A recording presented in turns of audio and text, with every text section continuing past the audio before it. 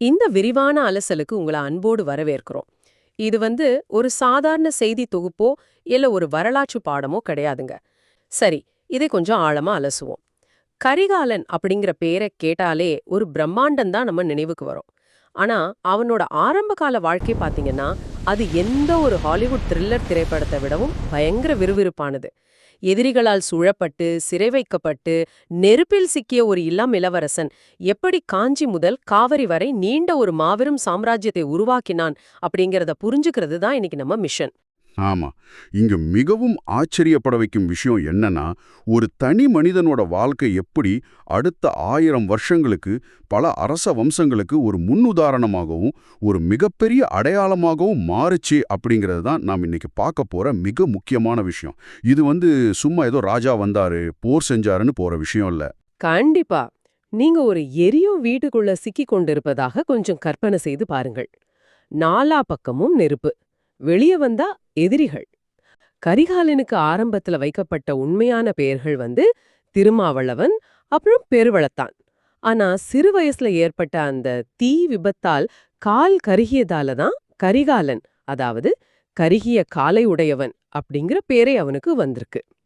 இன்னைக்கு இருக்கிற நவீன கால அரசியல் வாரிசுகள் எல்லாம் எதிரிகள் கிட்ட இருந்து தப்பிக்கிறதுக்காக தலைமறைவா இருப்பாங்க இல்லையா? அந்த மாதிரிதான் அவனும் வாழ்ந்திருக்கான். அப்படி என்றால் இதற்கெல்லாம் என்ன அர்த்தம்? எப்படி ஒரு தலைமறைவாய் இருந்த சிறுவன் மறுபடியும் அரியணை ஏறினான்?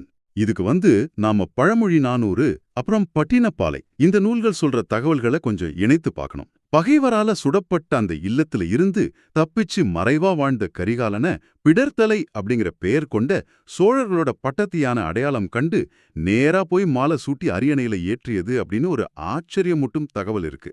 ஓ, பட்டத்து யானையே ஊரூரா தேடி போய் மாலை போட்டுச்சா? கேக்குறதுக்கே ஒரு மாதிரி ஃபேண்டசி பட காட்சி மாதிரி இருக்கு. ஆமா, கேக்க அப்படித்தான் இருக்கும்.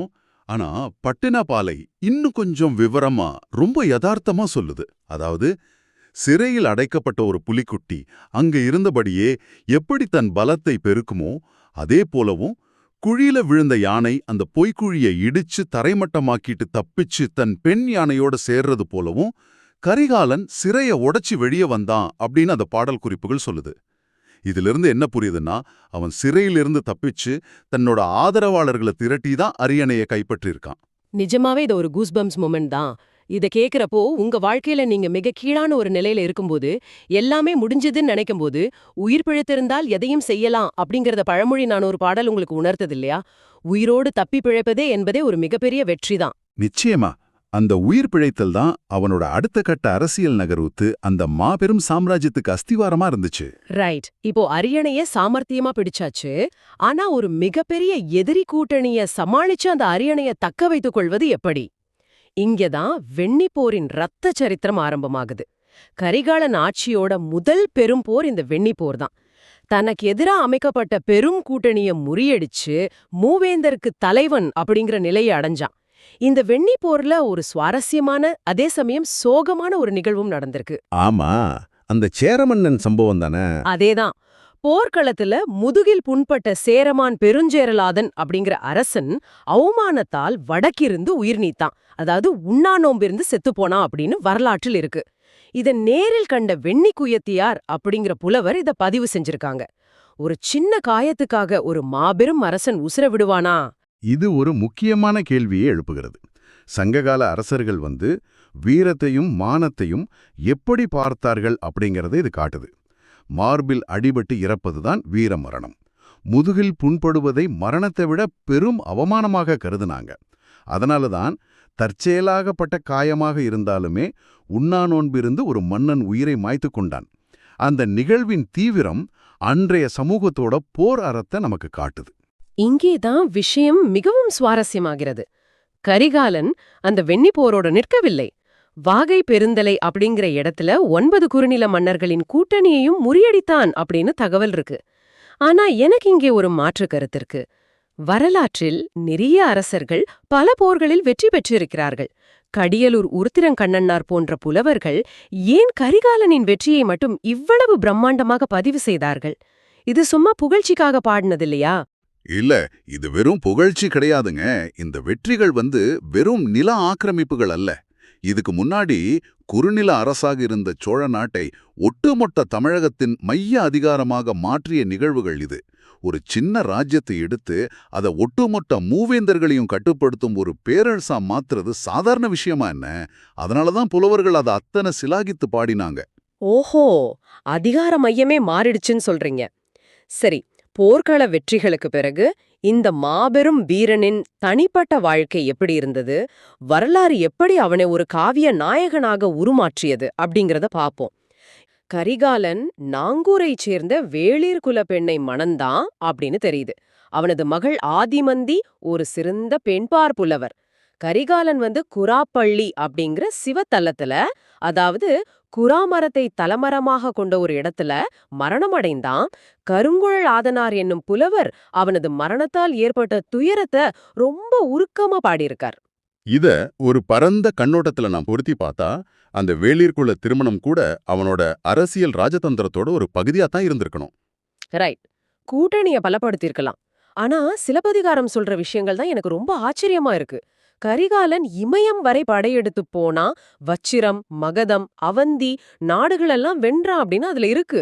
இது நிஜமாவே சாத்தியமா? இங்கதான் ஒரு உண்மையான வரலாற்று நாயகன் எப்படி மக்களின் மனதுல ஒரு கடவுள் போன்ற தொன்மமாக, அதாவது ஒரு மித் ஆக மாறுகிறான் அப்படிங்கறத நாம பார்க்கணும்.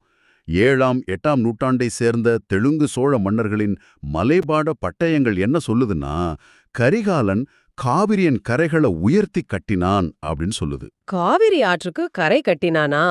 அது மிகப்பெரிய இன்ஜினியரிங் சாதனையாச்சே. கண்டிப்பா. அடிக்கடி வெள்ளம் வந்து விவசாயம் அழிஞ்சு போறதை தடுத்து உழவர்களின் வாழ்க்கையில ஒரு பெரிய ஒளியை ஏற்றி வச்சிருக்கான். மக்களுக்கு அவன் செஞ்ச இந்த நன்மைகள் தான் பிற்காலத்துல அவனை ஒரு சூப்பர் ஹீரோ ரேஞ்சுக்கு உயர்த்திடுச்சு. அதனாலதான் சிலப்பதிகாரம் அவனை இமயம் வரை வென்றான் அப்படின்னு காவிய நடையில புகழுது. அப்போ அவன் செஞ்ச நன்மைகள் தான் அவனை ஒரு காவிய நாயகனா மாத்திருக்கு. சரி, இது கொஞ்சம் ஆழமாக அலசுவோம்.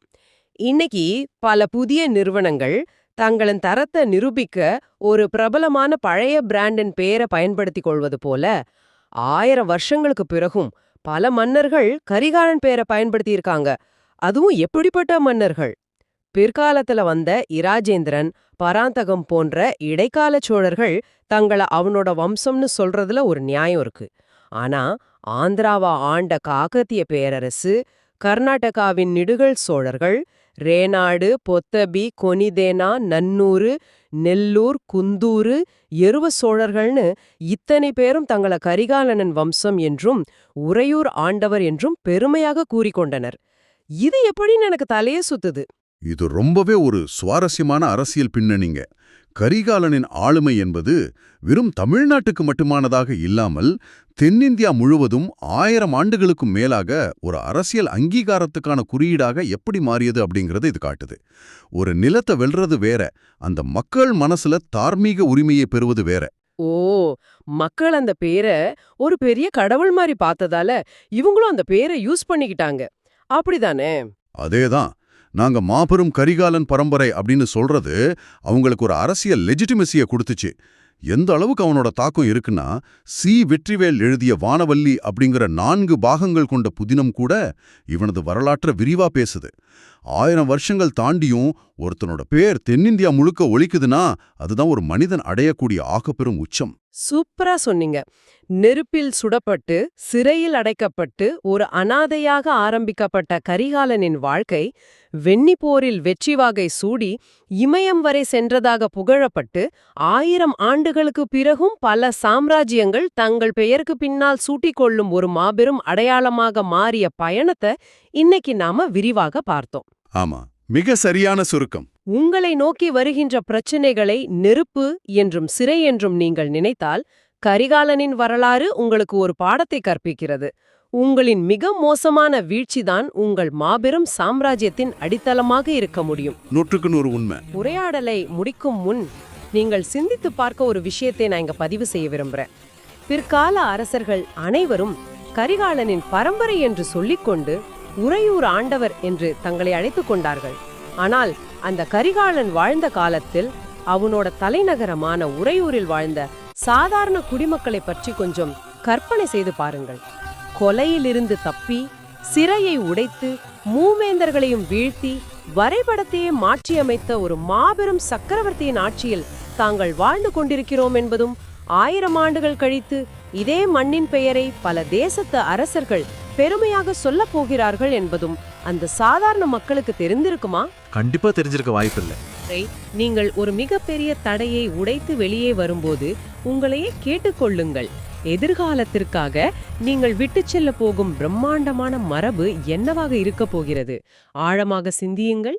மீண்டும் ஒரு விரிவான அலசலில் சந்திப்போம்.